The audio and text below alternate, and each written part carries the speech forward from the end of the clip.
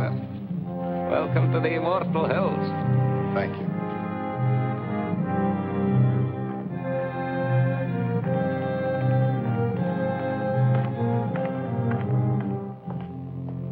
So, by way of making you feel right at home, Bobby, Mr. Chairman.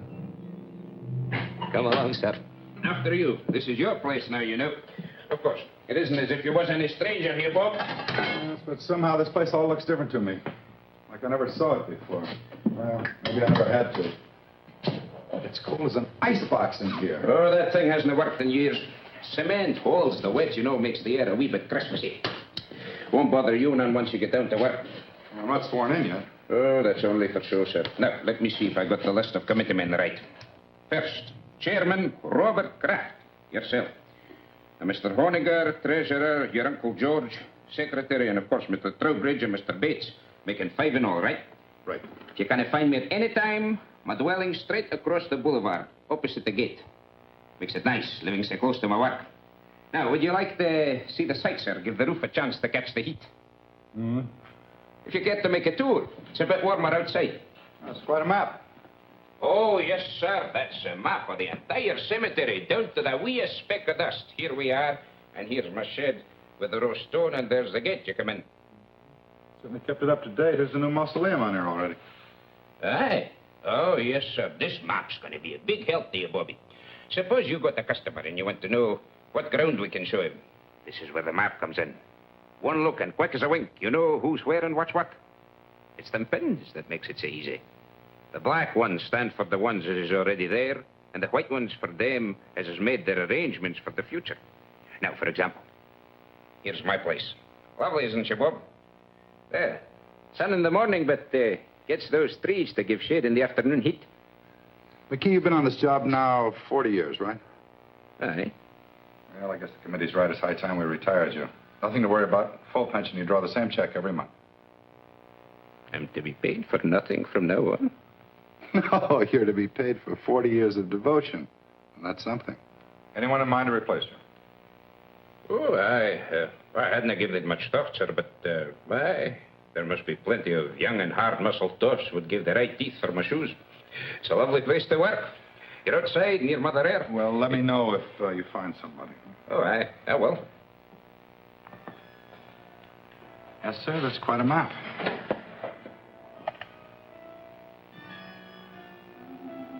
Pardon me, sir. I just wanted to show you where we keep this in case of emergencies. No need to worry, though. We haven't had none yet. Oh, you expecting visitors, sir? No, but that sounds like Stu Drexel. Oh, aye. Drexel and Pretty Beth Ferris. Did I hear they was promised? Looks like they're hitched. She finally caught me, Bob. Bethy, many happy returns of the day. Stu, that's a great place you picked for a honeymoon. Oh, marriage has made me conservative. How about it, Mrs. D? Can I carry you over the threshold? I still don't think it's so very funny. I think it's positively awful if you really want to know the truth. Oh, Bethy, don't be that way. What's the trouble? How would you like to get a cemetery plot for a wedding gift? Now, Bethy, you know Pop never meant it for a present. It's just a formal, legal sort of thing. You see, Dad left part of my inheritance in trust for when I got married. One of the provisions was that myself and my wife had first-class accommodations here at the Immortal Hills. Doesn't cost us a cent, but we have to buy the plots before the bank will let me have the cash. You know, Dad, he never did consider me much on responsibility. He was a very smart man. Oh, aye, that he was. And though a bonny bride should have her thoughts far from doom, it's a lucky girl whose father-in-law provides from the beyond for her future. Isn't he sweet? Thanks, Scotty. Bob, give us a couple near the old man, will you? And call up Owens at the bank in the morning so I can cash a check. I don't think it's funny at all.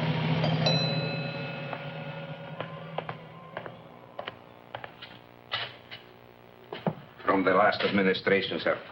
Folks get a wee bit rocky when they come out here sometimes. Best to be prepared. Down the hatch.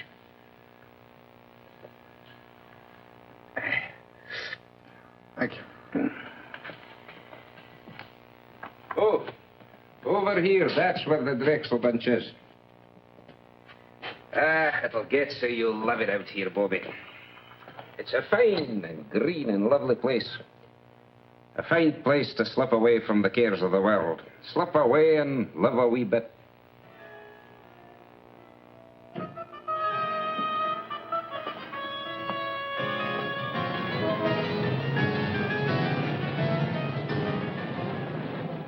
As retiring chairman of the Immortal Hill Cemetery Management Committee, George, I haven't got... it is now my very great pleasure to announce even the think appointment of Robert Kraft, president of Kraft's department. Now, George, don't shush me. You railroaded me into this. Now, wait a minute, Bob. It's your turn. Last year was his turn. The year before it was mine.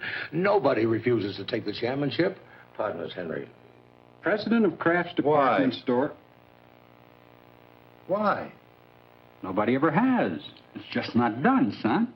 Well, can you give me one good reason why I should take over the management of a whole big cemetery when I'm up to my neck in my own business? As retiring Hold it. Of course I can. Tradition. Particularly for us Crafts. You always harp on dignity, honor, prestige. Well, how do you think we got it? Because your great-grandfather, your grandfather, and your father served on every community project, board, and committee that was ever created. They served for free, but they did it for business. That's what a fine family has to do in this town. And you can't refuse to do it without losing a lot of respect from our customers. And another thing, it's just not done. Well, pass me over till next year. I'm up to my ears. Bob, do you realize you're talking about only a few hours a month at the most? McKee, the caretaker, handles everything. All you do is show up once a week and sign the checks. It's getting late, George. Proceed, Henry. Raise your right hand. Well, what about Bill Honegger? Raise your right hand. Do you, Robert Kraft, swear to discharge the duties and responsibilities of this office faithfully and completely to the utmost of your abilities? I do. Congratulations, Bob. Thanks, Mr. Trowbridge. Thank you, Uncle George. Okay, Miss Lane, you can put through his calls now.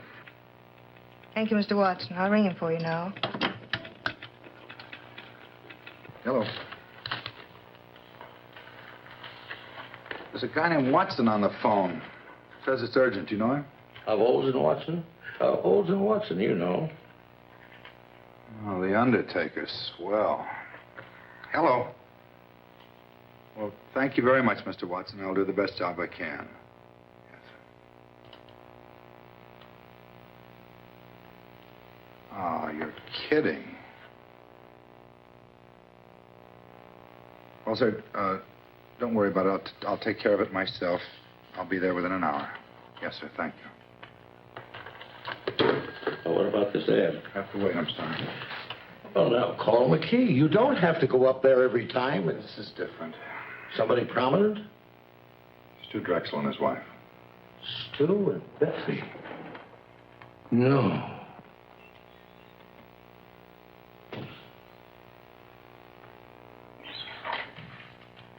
Hi.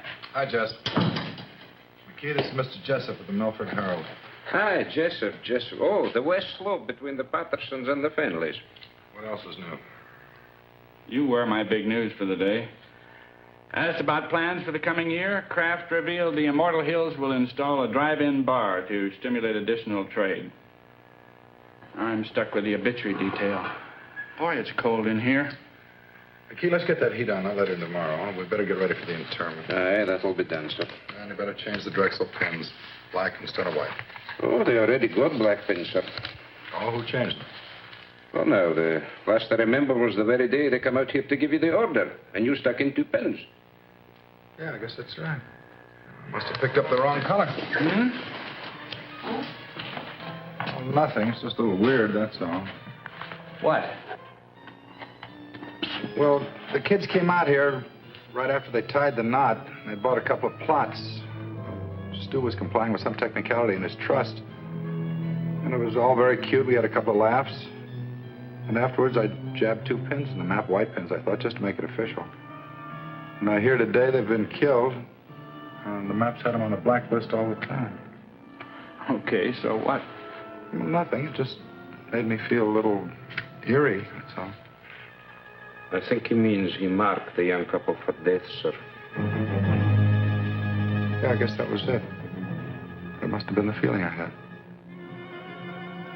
Well, it's funny what'll go through a guy's mind, isn't it? Do me a favor, McKee.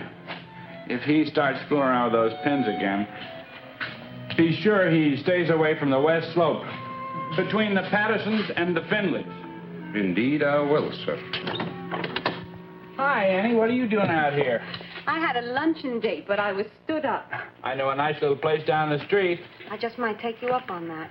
I won't hold my breath. George told me about Beth and Stuart. I just had to see you. Made me think how lucky we are just to be alive and together. And this is Mr. McKee. This is Miss Craig, my fiancée, Andy. How do you do? Miss, would you be wanting me for anything else, Bobby?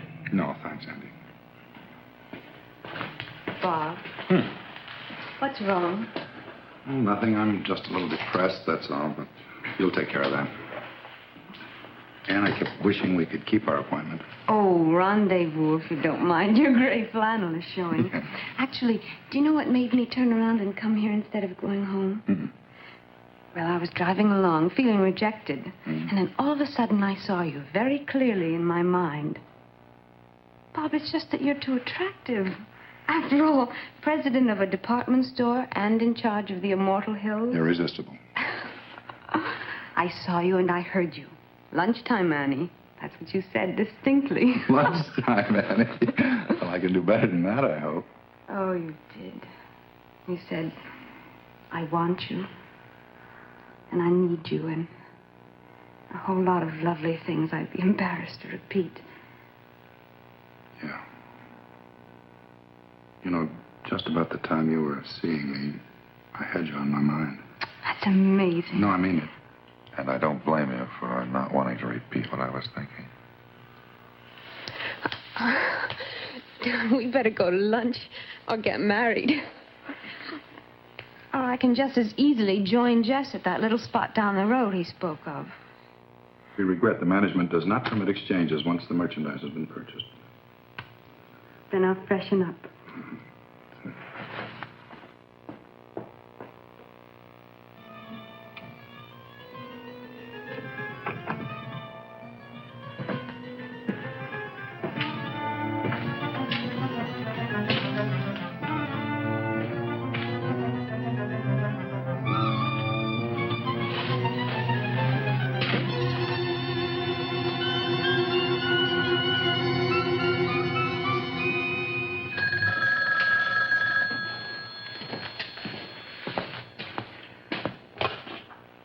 Immortal Hills Craft. Hi, Carl. No, terrible. No, I'm sorry. The funeral's been confined to the immediate family. Yeah, all right, Carl. I'll see you later.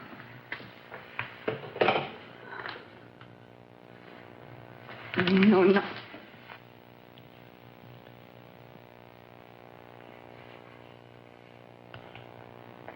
Yeah, you're right.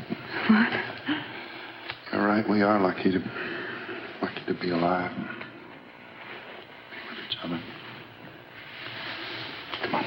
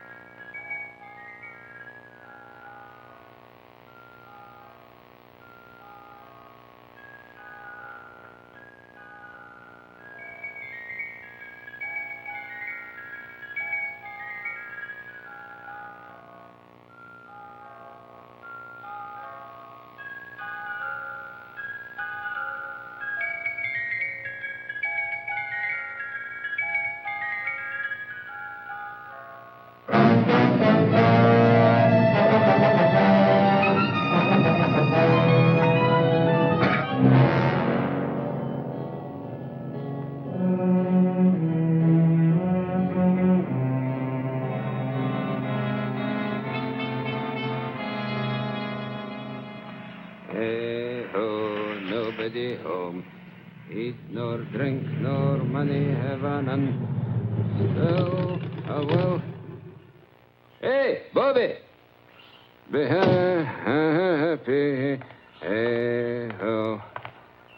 I picked the Strexel stone for glass. Fine and rich and swirly. I'm a granite man myself. Bobby, I've got a surprise. Found your replacement. Oh, well, no, not yet. But I'm scouting the countryside. This is far sweeter.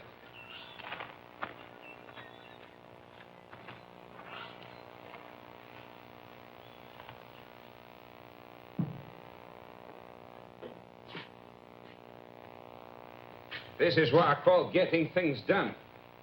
Gee, you should have been an executive.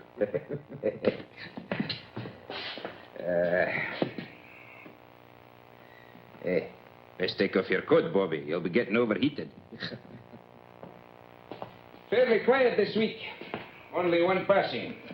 Now, if you'll just sign these. Just get rid of these flowers. Oh, aye, they smell a wee bit sickly. I was hoping to keep them for the burial this afternoon. We need much help? Oh, no, this is just an average funeral. They don't come like the Drexel doings every day, thank the Lord.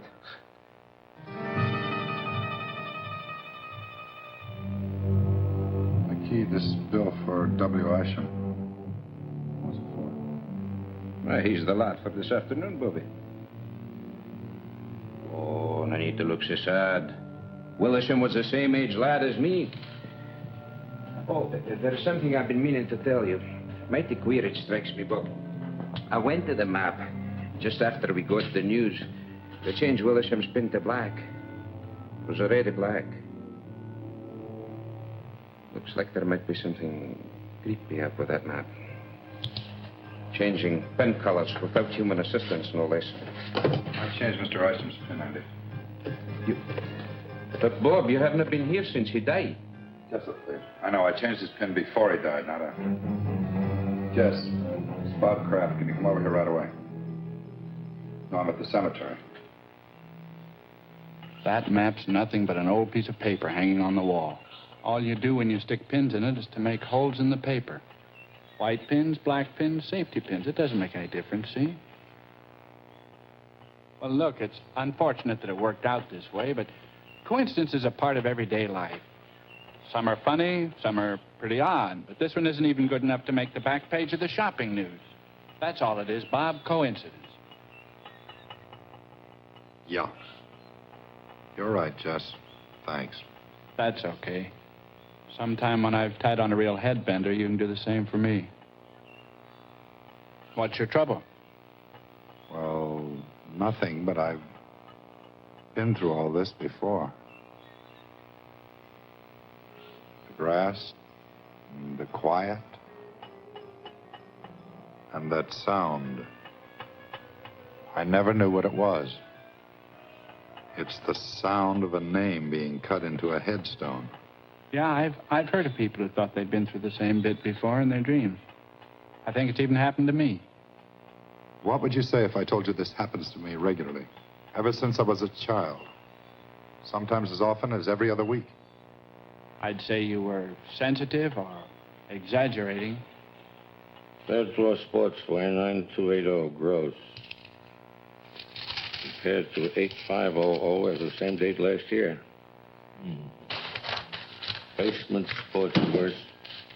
I'm going to call Bates and Honegger and Trowbridge right now and tell them I'm quitting.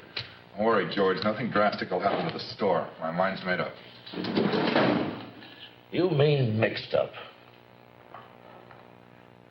I've lived in Milford all my life, and I can't remember any man who ever let that place get the better of him. Why, when I was chairman, I'll bet I stuck the wrong colored pins in that thing 12 times. If I ran out of one color, I used the other. You've only been down there a couple of times. George, I put black pins in the map for the Drexel couple the day they were killed. Now, I didn't think anything of it at the time.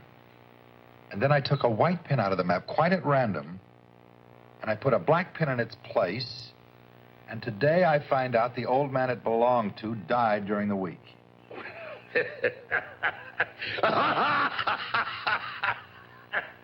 Bob, that's terrible. For heaven's sake, Bob, everybody loves a ghost story. Where's your sense of humor? You don't really believe that stuff you're telling me, do you? No.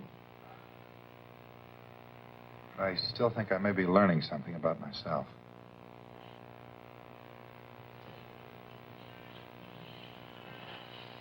Where are you going? Oh, I think I'll just take a run out to the cemetery. What for? Sounds like it might be fun. After all, I've been trying to find some way to wipe out our competition for years. Good night, George.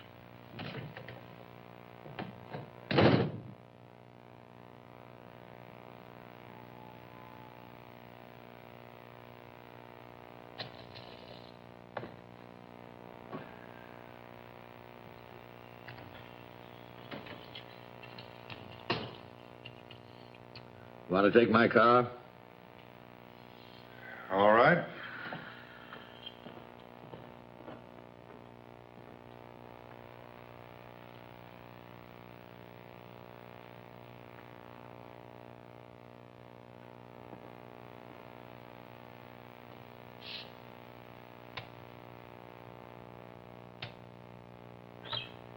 Won't be but a moment, sir. No, don't bother, McKee. I think I've got it.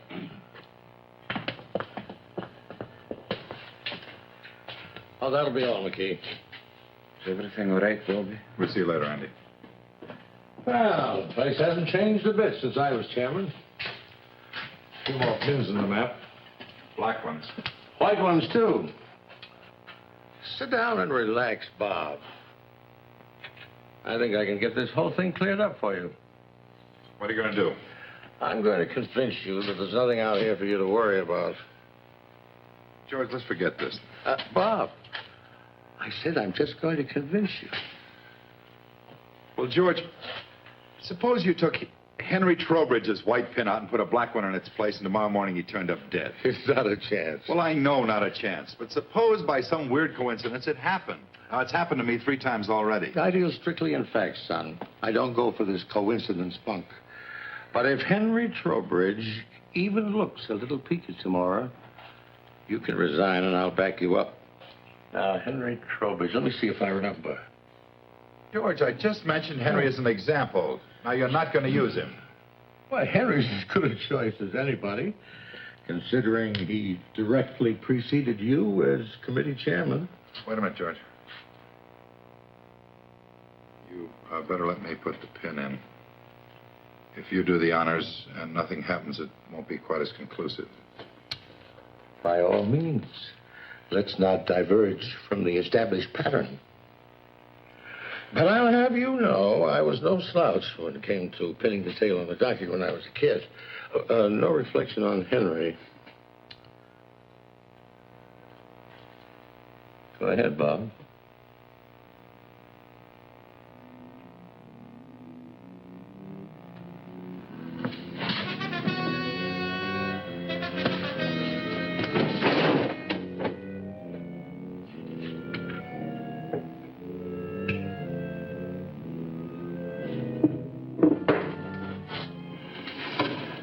Call Henry and tell him what we did. He'd only think we were kidding. No, he'd believe you. Then he'd call my physician, and he'd reserve a nice quiet room for me at Providence Hospital. Let's keep this quiet, my boy. Henry can't complain. After all, if his term had run a week or so longer, he might be having the willies instead of you.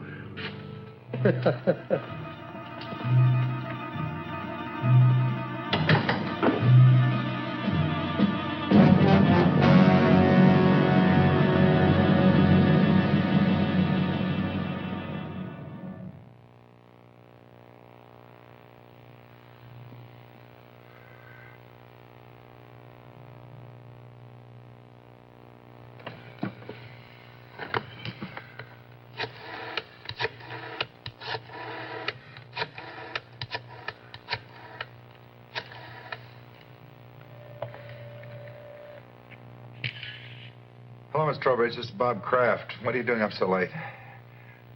Nothing serious. I just meant to call Henry earlier and it slipped my mind. Put him on, will you? Or if he's watching the movie and enjoying it, ask him to call me back during the commercial. No, Bob, just hold on and I'll get him. He's upstairs reading in bed, but I'm sure he's not asleep. Okay. All right. Bye. I hate to disturb him. You just told him where I was.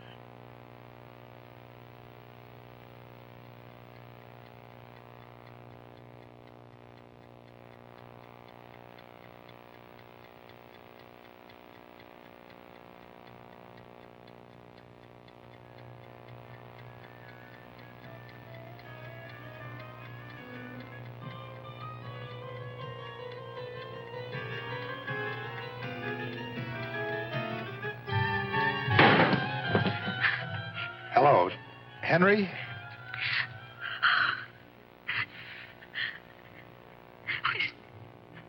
He's not breathing, Bob.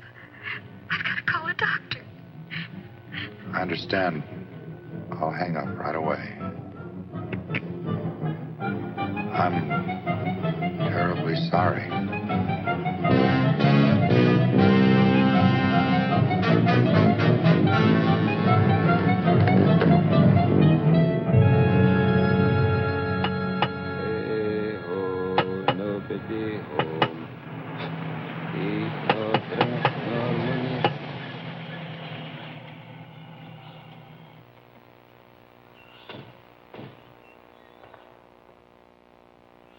Wait here. This won't take long. Morning. How do you do, sir?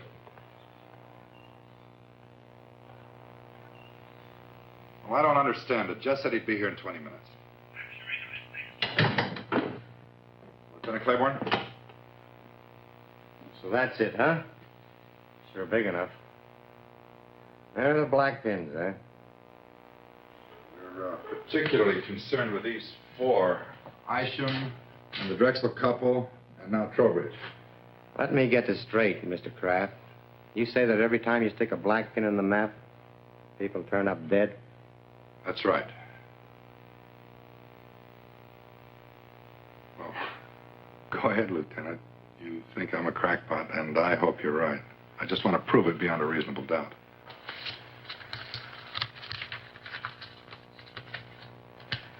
Stewart and Elizabeth Drexel, DOA, emergency receiving hospital, result of highway collision. William Isham, cause of death, cerebral hemorrhage. Henry Trowbridge, coronary thrombosis.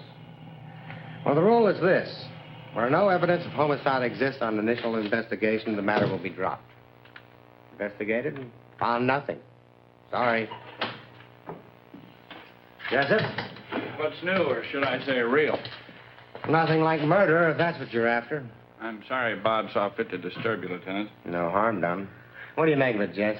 I keep telling him it's just coincidence. Yeah. If I were you, Mr. Kraft, I'd take a week or two off. Take it easy. You forget all about it. If you're going to use the story, kindly refrain from mentioning my name. I know.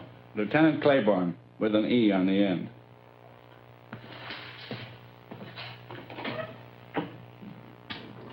Boy, I think 4 deaths could appear so flimsy to a policeman. You never should have called the police. Claiborne's one of the best. Any other guy might have looked for a big, heavy book to throw at you. Yeah, maybe you're right. On the other hand, maybe that thing's dangerous. Really dangerous. Or maybe the element of danger is in a man. In me. Bob. Is there something different about me, Jess? I'm really beginning to wonder. Hey, buddy. If there is anything to this map bit, don't go blaming it on nameless forces. Maybe somebody's trying to scare you. Could be you got an enemy or two.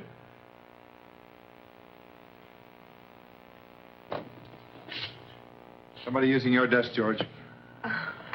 He came in to keep me company, darling. That was very sweet of him. Oh, darling, you must be dead tired. I'm all right. No sleep, and then to have to go back I'm out all there right. again? There's no crime in needing a good rest. George, I've got some correspondence to take care of.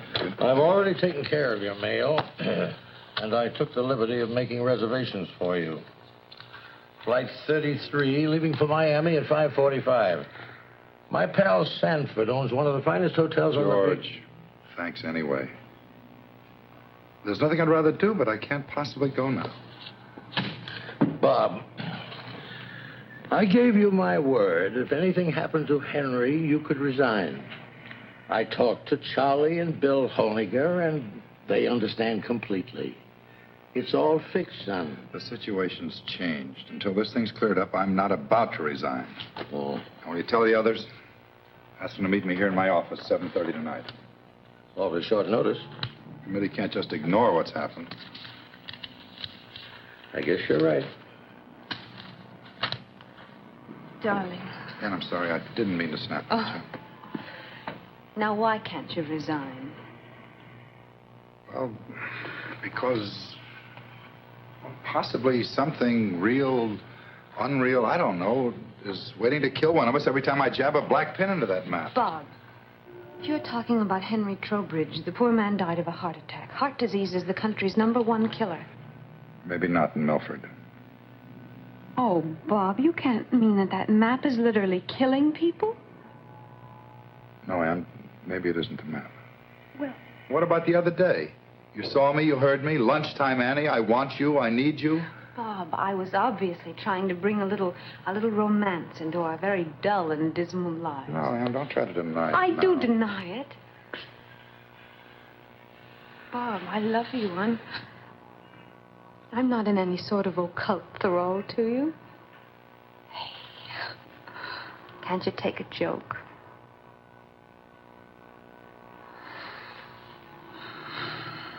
All right, then I was lying too. Does that bring you back to reality again?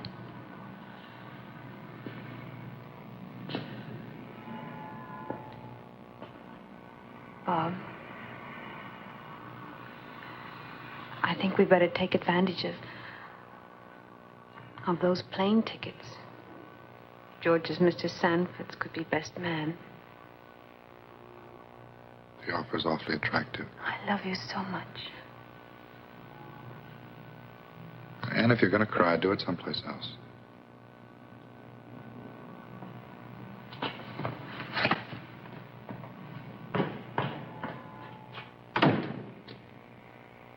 Now, Bob, it's real simple. We're willing to play ball with you. If you want to remain chairman of this committee, we wouldn't think of trying to dissuade you. Because we have confidence in you. Full confidence. All the confidence in the world, Bob. Now, all we want before we break this up is a promise from you, Mr. Chairman, that before you turn in tonight, you'll go out to the cemetery. Now, let me finish. You'll go out there and change my white pen to black. Charlie's and George's. Just as simple as that. And then go home and go right to bed. No, sir. You're not the committee, Bob. You're only our chairman, with the duty to carry out the will of the majority. We feel that you should do as Bill said, because it'll put an end to this business once and for all. Otherwise, we'll do the resigning right here and now. Well, let me sleep on it.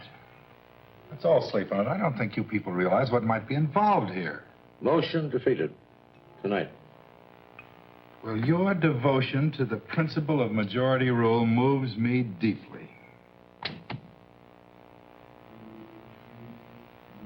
Okay. And good night.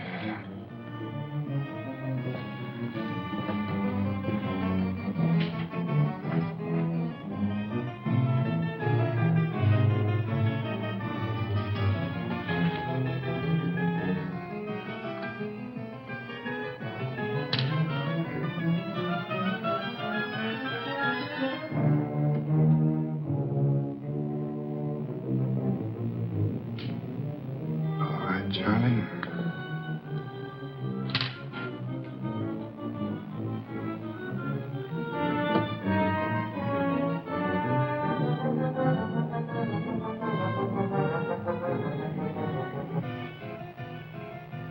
Here goes nothing, Uncle George.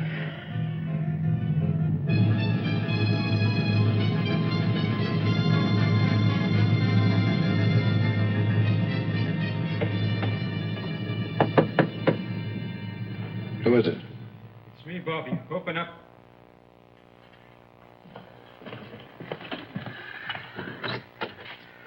I seen your car lights from my window driving through the gate, so I come running. You needn't have bothered McKee. You put in a full day already. Now, I'll see you tomorrow. No. Bobby, please. Bobby, listen. When you locked and bolted this place, I said to myself, now there's a man who knows his business. That's what I said. He may not know everything, what's behind it, but he knows when a thing's to be fooled with and when it's to be left alone. There's nothing to fear with a man like Bobby Kraft at the tiller. That's what I said. Well, that's fine. Now, you run along home and don't worry about a thing. Nothing's going to happen to you. No. Please.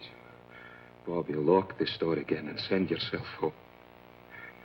Or else, who can answer for what may happen to the whole miserable lot of us? It'll have to be open sometime. If I don't do it, they'll get somebody who will. Good night, Andy. Good night.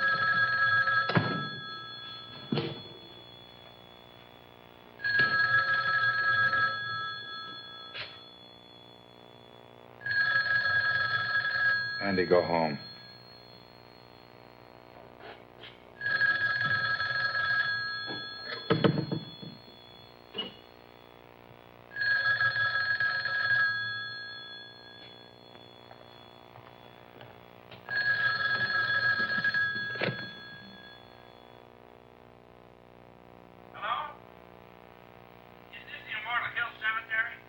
What do you want, Jess? Bob? Why didn't you answer me? I've been looking all over town for you. I'm calling from your place now. What are you doing at the cottage again? Haven't you had enough for one day? Jess, I think I've done something terribly wrong. Oh, Pete, what are you talking about? Well, we had a meeting of the cemetery committee after closing tonight. Bill Honegger, Charlie Bates, and George, everybody. And they voted to make me come out here to the cemetery and stick black pins in the map for each of them. Just like it was some kid's nightmare. So I did it. Jess, there's a black pin in that map for Charlie Bates and Bill Honegger and George. And if anything happens to them, to any of them, it's my fault, nobody else's. Nothing's going to happen to them, Bob. As a matter of fact, I think they did you a big favor. I've never heard of a coincidence involving 3 people dying all at once. By tomorrow at this time, this whole big worry of yours will be nothing but a lot of hot air. Well, I hope you're right, Jess. I guess there's nothing for me to do but see this thing through. I think I'll check on him myself and see... Bob? Bob?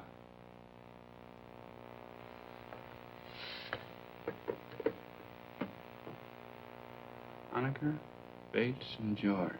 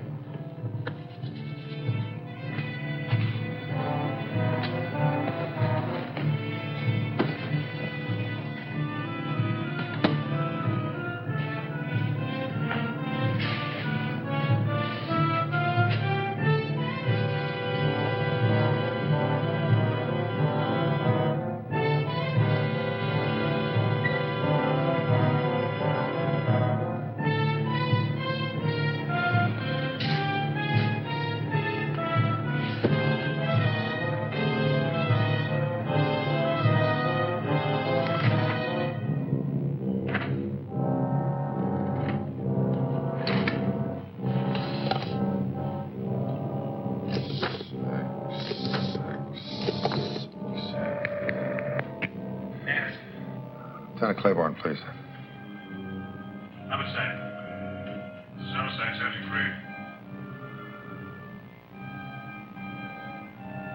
3. Lieutenant Claiborne, please. I'm here. Can I take a message? Sergeant, this is Bob Kraft, Kraft's department store. Oh, sure. Oh, wait a second. Wait a second, I'll check. Mr. Kraft, are you calling on police matters or just something personal? Well, it's a little bit of both, Sergeant.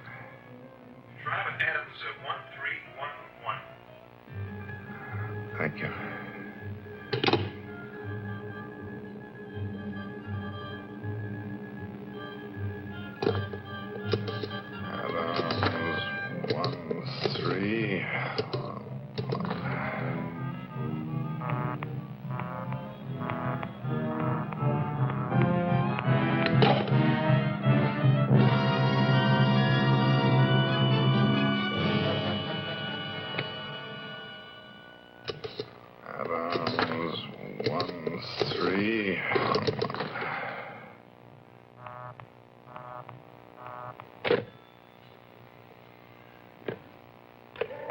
Adams 1311.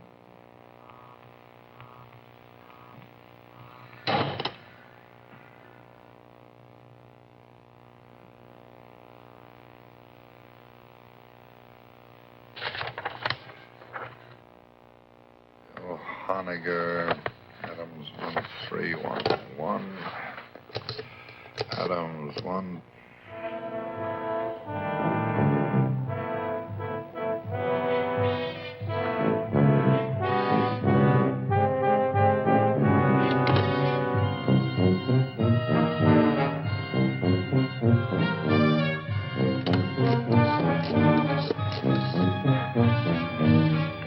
Give me a homicide.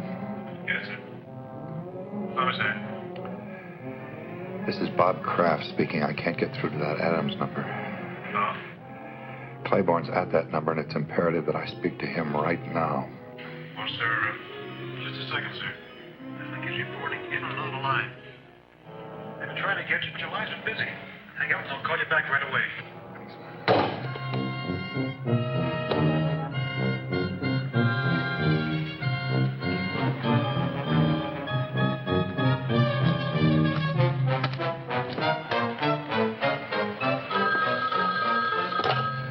Something happened to Bill Honegger.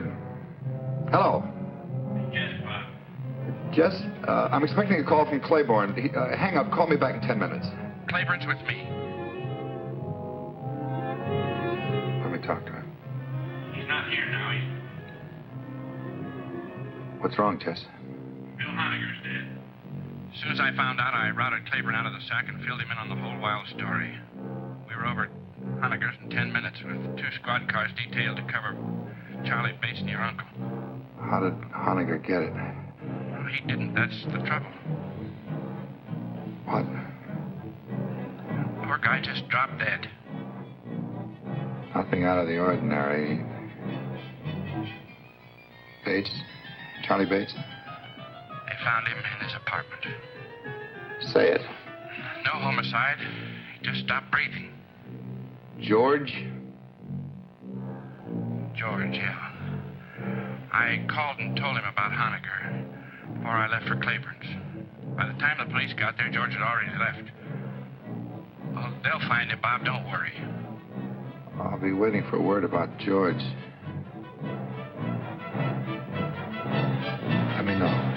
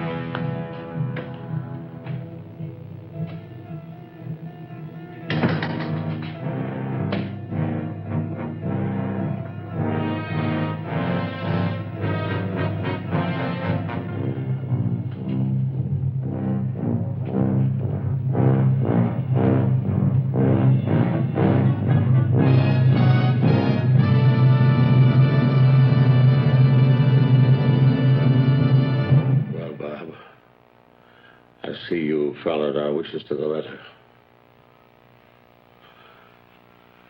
Come on. I'll drive you home before you catch pneumonia. You three men made a terrible contribution to this town tonight, whether you meant to or not. I'm not going anywhere, Uncle George. I'm staying right here. Well, I'll admit that, what was Charlie and Bill going so suddenly? Charlie and Bill and Henry and Isham and Beth and Stu. Stop looking at the map. You're looking at it. I'm looking at you. We're both waiting. Aren't we, Uncle George? Waiting to see if you escape. Escape dying? Nobody escapes that, my boy. The only question is how long. The only question is, does a man die in his own time or in the maps? So far, everyone's been forced to conform to its schedule. Everyone but you.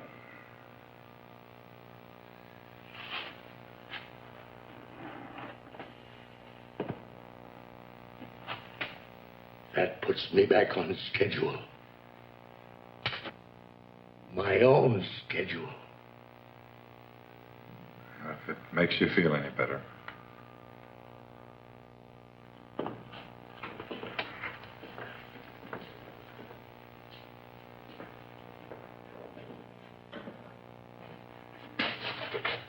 Let me tell you something. From now on, if you want to see me, you're going to have to come down to the store. I won't make another special trip on your account. Next time I see you, George, we'll both be right here.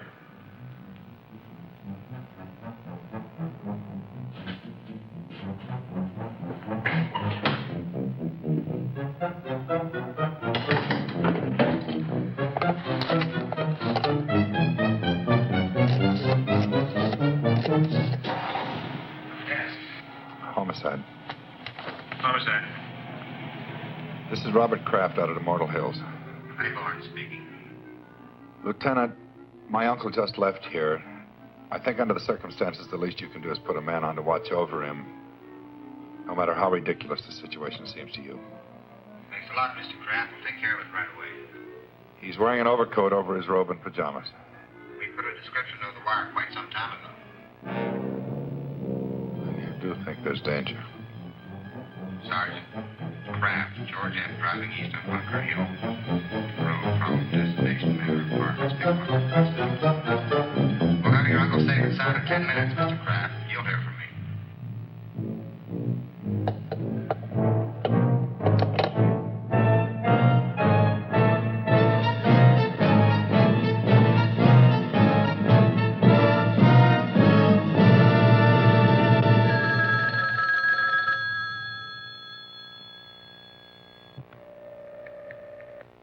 Are you sure your uncle was out there tonight? You didn't just think you saw him? I told you he just left here. That was 2 hours ago, and no sign of him anyplace. I put out on all points after the first hour. He's not on the road, and he's not home. Pull the wire, Lieutenant.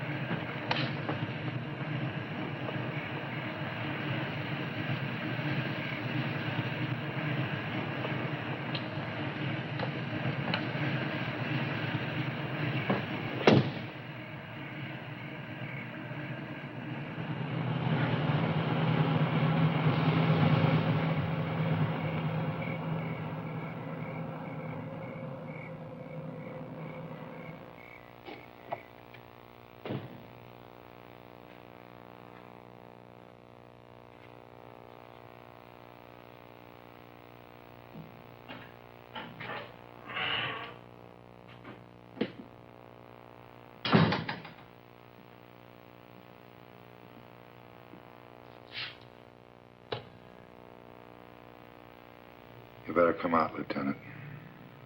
He's still here.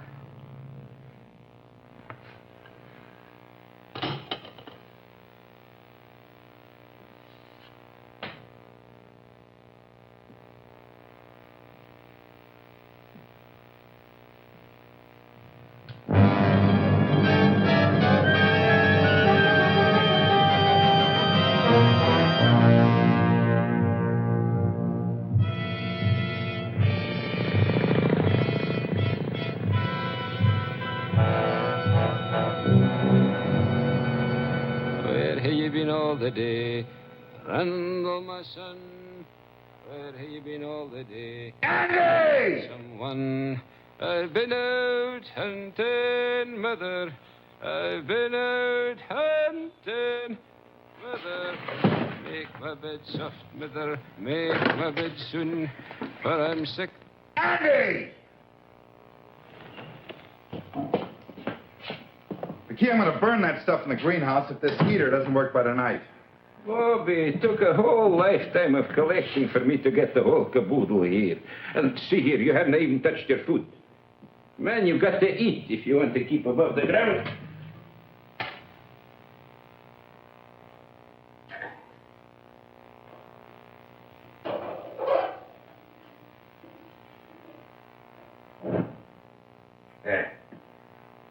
Lights for me, Bobby. Of course, I can't answer for what happens after sundown.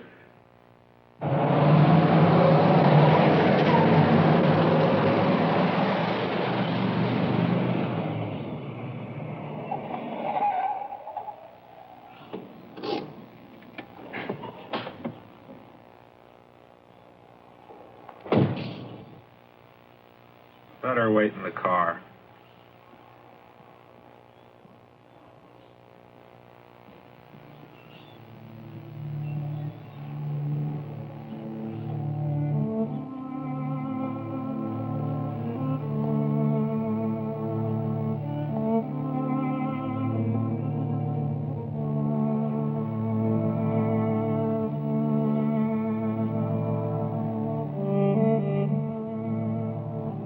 Irresistible.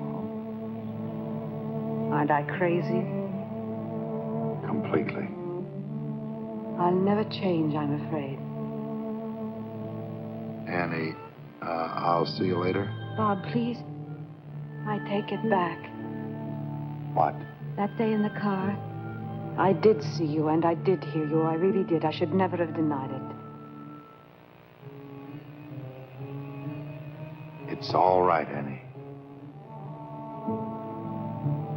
I'll see you later.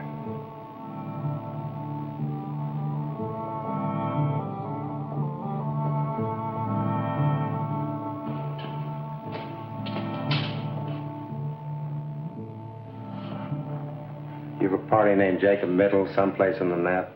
M-I-T-T-E-L. William Porter? Sure. You know him?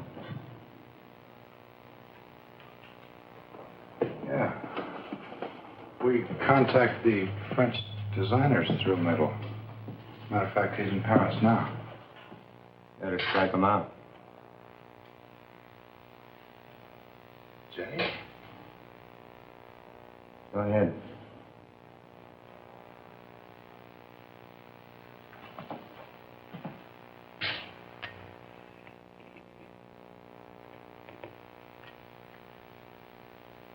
How did he die? He isn't dead. At least not yet.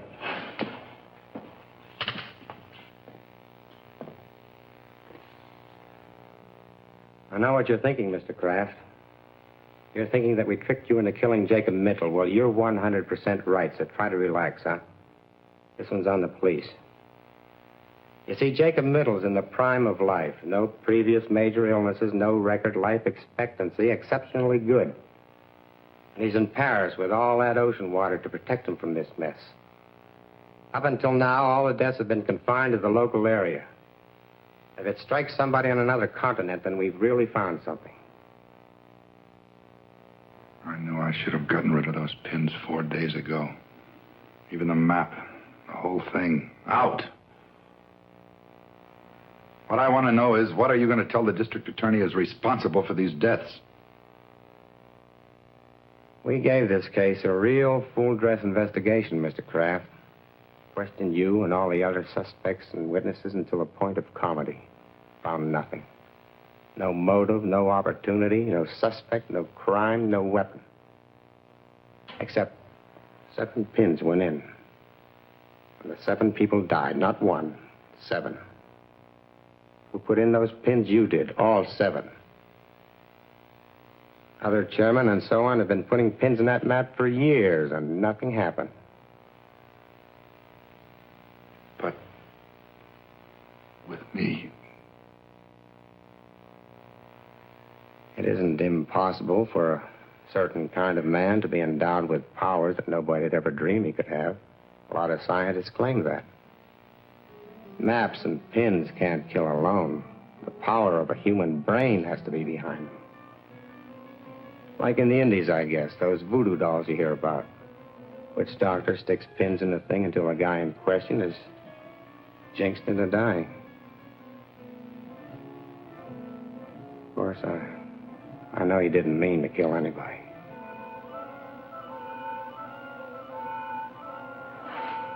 I have to get back.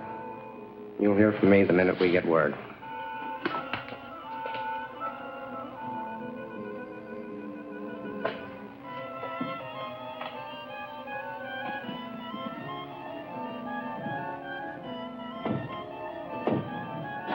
I think I'd best be running along, too. Bob. I think so.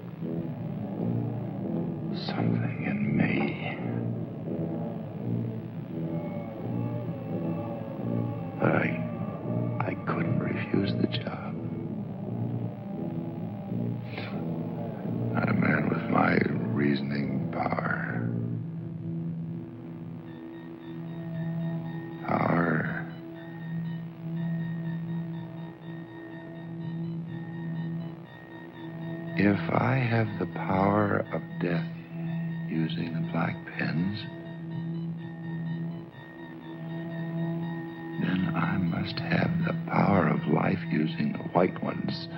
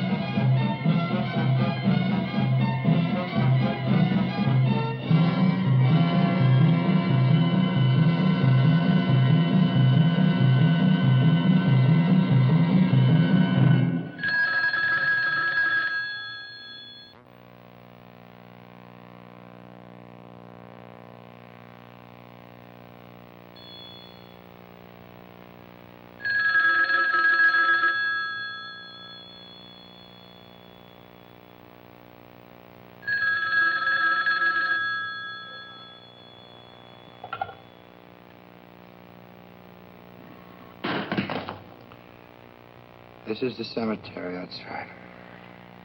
This is Rosamund Middle. Rosamund, I don't... Yes. Can't you hear me? This is Rosamund Middle. Jaysbury. Rosamund, yes. Just received a cable. Can't you hear me? You just received a cable from Paris, France. That's right. I'll read it again. Regret, Jacob W. Middle died in Hotel Royale. Body awaits disposition. Signed American Embassy, Paris, France. He died there. Died in Paris, France. Died. Jacob, probably a middle. Impossible.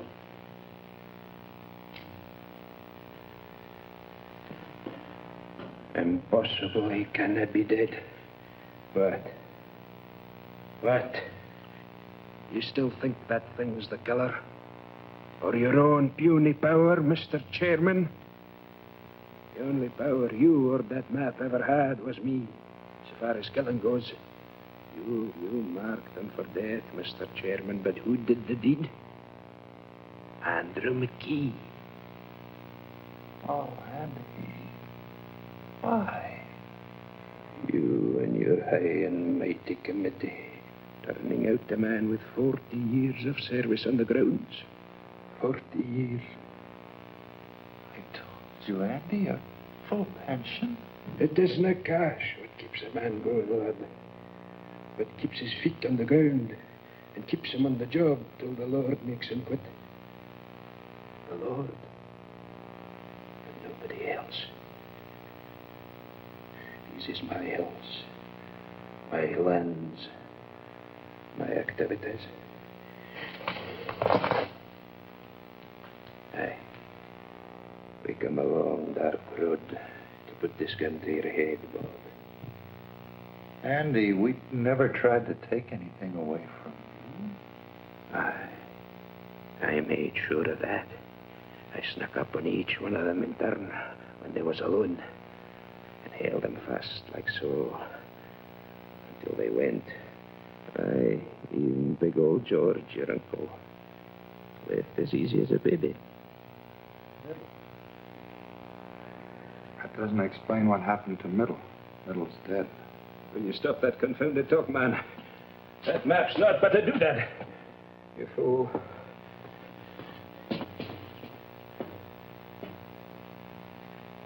There is nothing to fear here.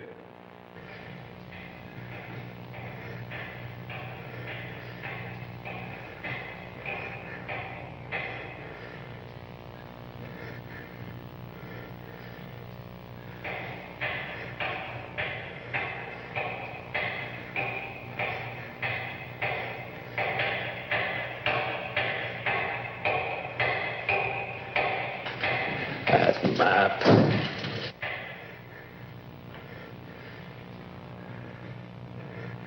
Andy, talk about something else, quick. It's important. We're finished with talking. Finished you are with maps and pins black and white. Talk about something else, I said. It's important right now. Talk about anything else. Now.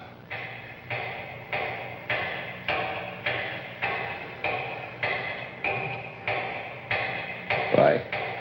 Because I caused you to kill those people. Andy, you better get this straight right now. You heard that lieutenant. It's possible for some people to have things inside them that make other things happen. Nothing is impossible for a man like that if he thinks about it hard enough. I know you, Andy. You're no killer. I made you do it. You talked me into killing them? Then they could all be back. Andy, I never knew it. How'd you come for that? That noise. Can't you hear it?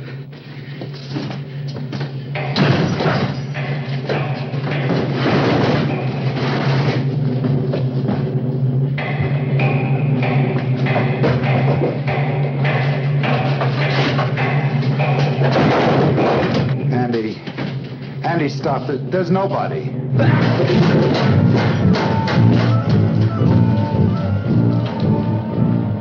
They could all be back. They could all be back. Stop.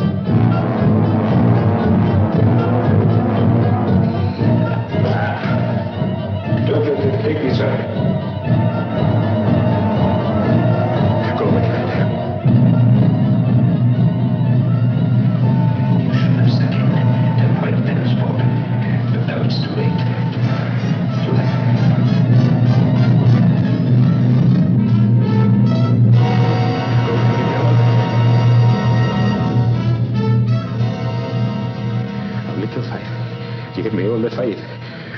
No te Andrex. Go away. Go away and leave me alone. Go away. Go. Save me, Bobby.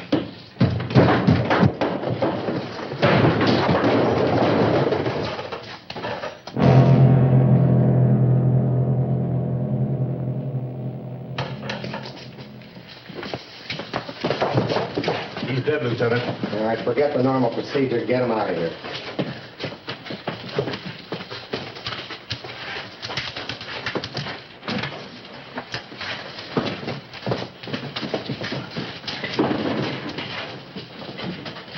Exhibit A. He really didn't need it. They died of fright first, just like he did. You're forgetting about those 7 trips to the mausoleum, Lieutenant. 7 bodies, 7 trips. They helped. Lieutenant, Jacob Middle died in France. Well, that was a plant, Mr. Kraft. Middle's all right. Sorry we had to put you through this, but it was the best way to make McKee come out in the open. Mrs. Middle stayed up all night at headquarters, waiting for us to call in. Our radio car is posted just outside. We signaled her to phone you and tell you that lie about her husband. Am I getting through to you, Mr. Kraft? Well, not quite yet. We watched him, Bob. He actually managed to unearth all 7 of them. Wonder what got into him. It was those white pens.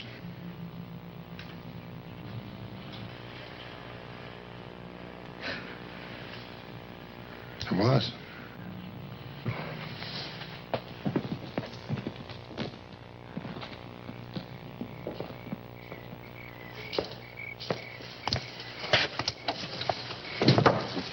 Annie, I lost my overcoat. Oh, where? Which one? I'll get it. No, never mind.